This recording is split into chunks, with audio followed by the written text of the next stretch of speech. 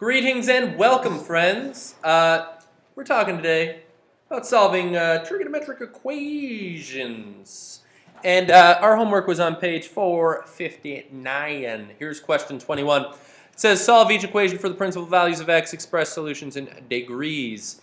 So for this one here, first thing I might do is subtract cos x from both sides. I see a potential of factoring and setting this equal to 0 sort of thing here. So I've got cos squared x minus cos x equals 0, which, by the way, some people might have tried to divide both sides by cos x. That, in doing so, would have eliminated half of your answers, just so you're aware. So let's see. Now I've got this equal to 0. If I could factor this left-hand side, I'd be golden. And it turns out I can factor the greatest common kind of factoring, where I could steal a cos x from both sides. The greatest factoring in the world. Here we go. And that would be left on the inside of the parentheses. So now I've got two things, two factors that multiply to be 0. Therefore, one of them is 0. Think about it. It's true. So cos x equals 0, or cos x minus 1 equals 0. Over here, I could cos verse both sides. Now, I want to point out it's asking for the principal values of x. Principal values for cosine, by the way, occur in these two quadrants. 1 and 2 are the possible values that I'm referring to from. Did they have radians or degrees as their answer? I think they had degrees. Am I right? Yeah. So we're talking from 0 to 180. Yeah. When you get to this step, how do you figure it out? Well, when is cosine? Whoa, I'm getting a little bit of lag here. Here, we're back. When is cosine equal to 0 is the question. Cosine's equal to 0 right here, because that's the point 0, 1. Man, lagging. Right there. And that's when cosine's equal to 0. You also, using the hand trick, if you put your pinky down, you'd realize cosine's equal to 0 because there's 0 fingers to the right of your pinky, right? So 90 degrees. So for sine, if you sine inverse 0, it would be 0. Yep, yeah, because sine occurs to be 0 here and here technically, over here. But that wouldn't have been one of the principal values for sine. So this one over here, I would add 1 to both sides, and I'll get cos x equals 1, and then we'll cos inverse that. And cos inverse of 1 is asking the question for what angle of cosine is the ratio 1. So I'll end up with x equals, well, happens to be right here, oddly enough. That's 1, 0. That occurs at 0 degrees. Technically, it also occurs at 180, but I don't think they were interested in that one, because technically I believe the principal values of cosine occur from, oh, sorry, no, this would have been -1 anyway. Sorry, what am I saying? That would have been -1, 0. Yeah, so we're good. But yeah, I think the principal values for cosine technically are this. I don't think it necessarily includes the equal to part there, but no worries. So there's my two solutions, and we are golden like a retriever. I don't know. I'm trying to make some new catchphrases here, apparently. Solve each equation for 0 is less than or equal to x is less than 360. Here on problem 25, sinks, tanks minus sinks equals 0. So turns out I can GCF here. If I can actually factor most of these whenever they're set equal to 0, that's usually good news for us. Sinks on the outside of a set of parentheses. Sinks times tanks is sinks tanks, and sinks times -1 would be negative sinks. And then 0 product property that, and solve this. So this was the question you just had a moment ago. What's the sine inverse of 0? Sorry? What is the sine inverse of 0? Let's see. Sine is 0. Whoa. Actually, it happens in two locations. You got 0 degrees as well as 180 degrees. Because since I'm opening it up to a full 360 revs there. Here for the tangent, I could add 1 to both sides. Tanx is equal to 1. Tanverse both sides.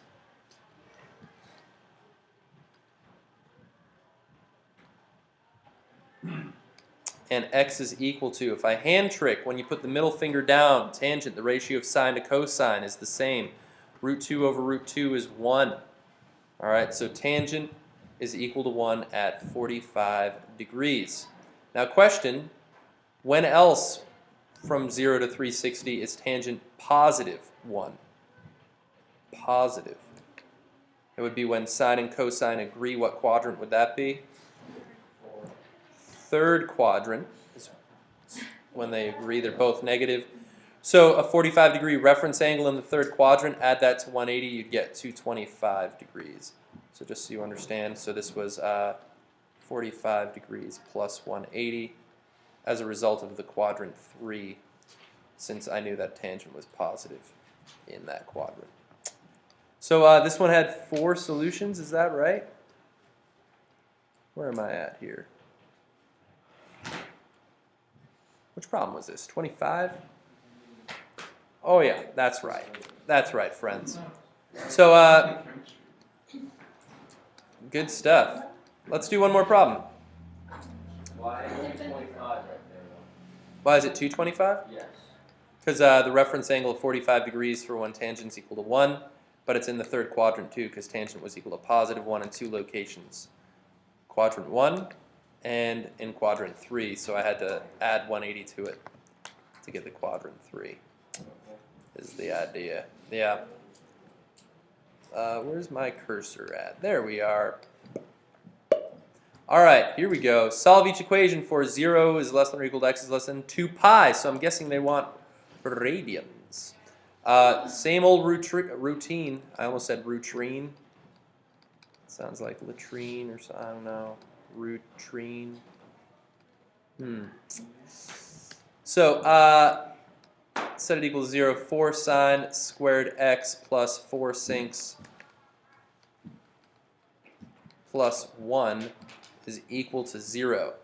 Now this is going to be a U-substitution problem. You got that right, friend. So I'm going to have 4 times what squared plus 4 times that same what. What? Plus 1 equals 0. And the only thing that could go in those parentheses is sinxes.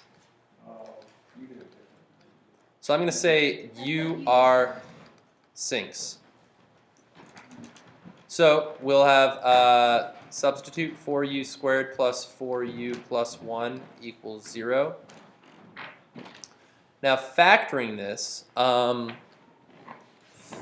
it's actually, is this a perfect square trinomial? It is. It is a perfect square trinomial. You might have recognized this as being a squared plus 2ab plus b squared pattern, which is equal to a plus b all squared. But let's say you didn't notice that. You could also factor what I use the AC method.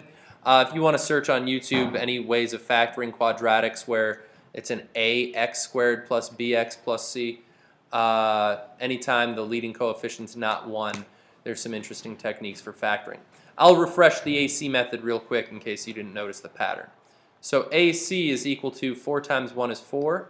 I'm going to find the factors of AC and which of those happen to add, because this is positive, to the B term.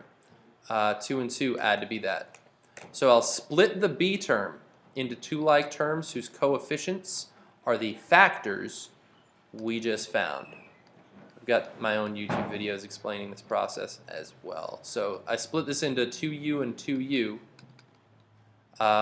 this term right here, because those are the factors I just found. The 2's go there, and they had to be like terms, and they were like terms with a u term, so that's what we got.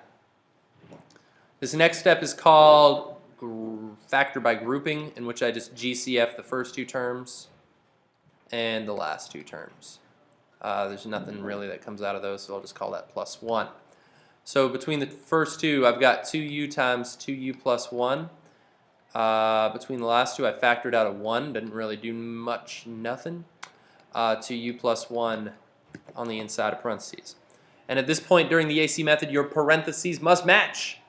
And notice, if I macro GCF, I could steal a 2u plus 1 from both of those. What? That's just craziness. And I'd have 2u plus 1. It's probably been a while since you guys have done this. And what's left on the inside of the two things I didn't factor out, 2u plus 1.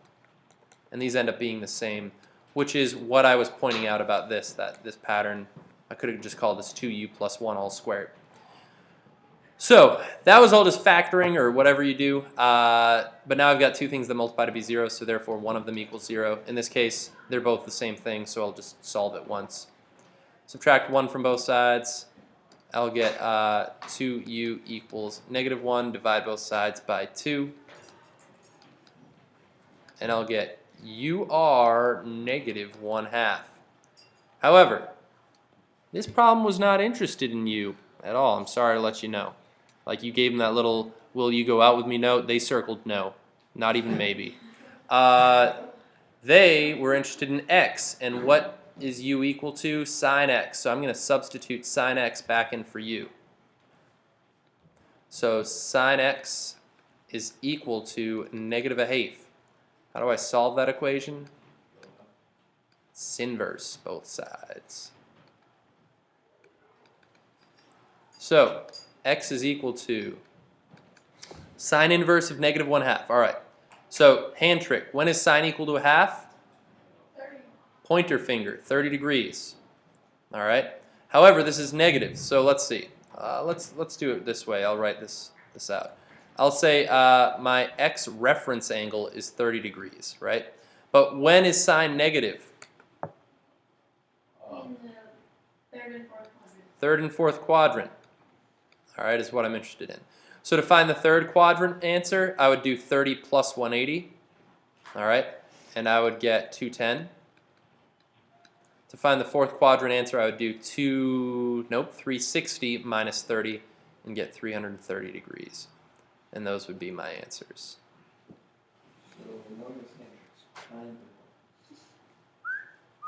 Yeah, so hand trick even works backwards. Who would have thought?